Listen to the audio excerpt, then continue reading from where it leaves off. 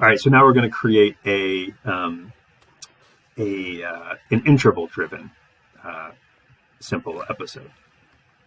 All right, so no.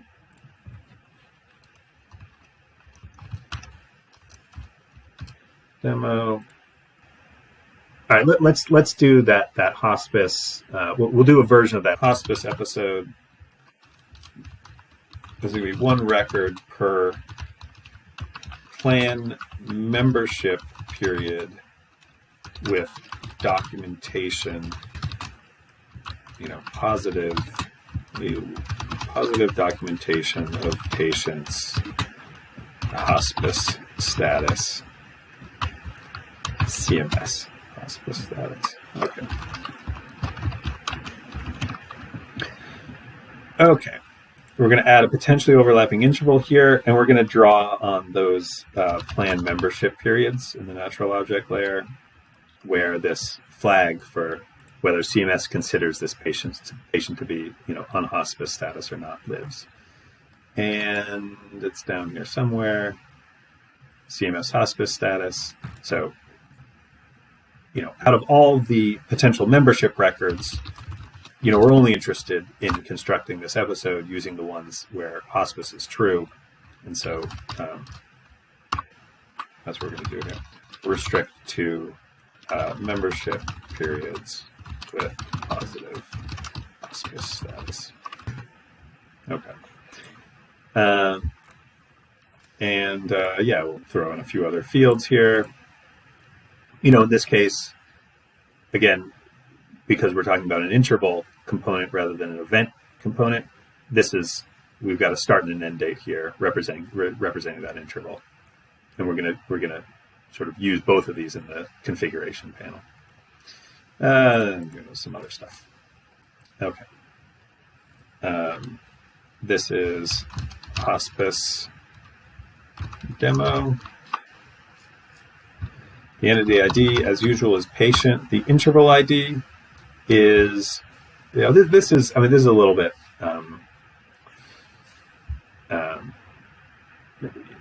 non-intuitive, maybe. For the purposes of internal processing, we need to give every record in these components a unique ID. These records don't natively have a primary key here, or a single field that represents the primary key. The key is effectively these four fields, or really these three fields is probably sufficient. If I go in here, one thing you can do if you're trying to construct an episode like this from an interval that will often not have a sort of existing single field primary key, you can go in and just see what's been set here. If it's a timeline, you can see what the entity ID of that timeline is, patient and plan, and then you would just know that what the timeline is doing is constructing periods of time for this entity. So therefore, the unique identifier for every record of this object is going to be a combination of all the fields in the entity ID plus the start date. Okay, so if we're back here, this hospice episode, really the thing that's tricky in this case is that it's not just the patient periods, but the membership records are unique to a patient plan combination. Okay, so these three fields together are going to give me essentially a unique identifier for every record in this input. Everything I've just described is for this next field, the interval ID, patient ID, plan ID, period start date. So the episode entity ID, this is sort of this describes the grain size of the resulting episode. So in this case, unlike in this input table, we don't really care to have different pictures of the patient's hospice status for different plans that the patient might be a member in. Like if a plan has, if a patient has a membership in a, two health plans, that's not really relevant to the question of, well, should they be considered, to be in hospice or not hospice status? So really, the concept of interest is sort of follows a patient around. It doesn't follow a patient-plan relationship around. So in this case, again, as will almost always be the case, the entity is the patient, even though the grain size of this input record is not, it's a little finer grained than every patient. These membership records represent a relationship between a patient and a plan, and therefore the unique identifier for these records here needs to include the plan as well. And the start date, since what's being constructed in that timeline is a series of records representing that relationship between the patient and the plan over potentially multiple dates.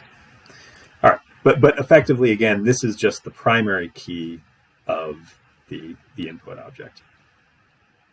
The interval start date here and end date are just what you'd expect. And we're going to use episode fields here as well. Let's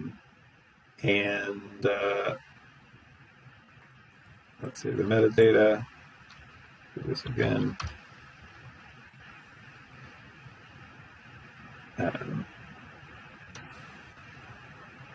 It is not a timeline object because we're now collapsing it down to the patient level. And even though these records are going to be non-overlapping within a patient and plan, they might be overlapping within a patient.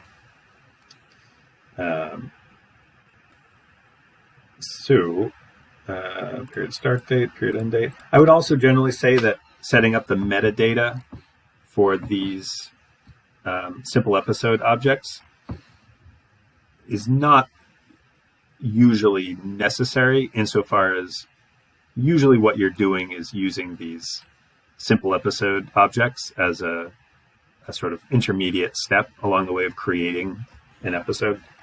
But I'll finish filling this out. The interval case ID, this is patient ID, plan ID, and period start date. All right, so this represents the sort of completed simple episode for an interval. The results will be basically the same as in sort of kind as the results you get when you run it on an event. Okay, so I think that's it.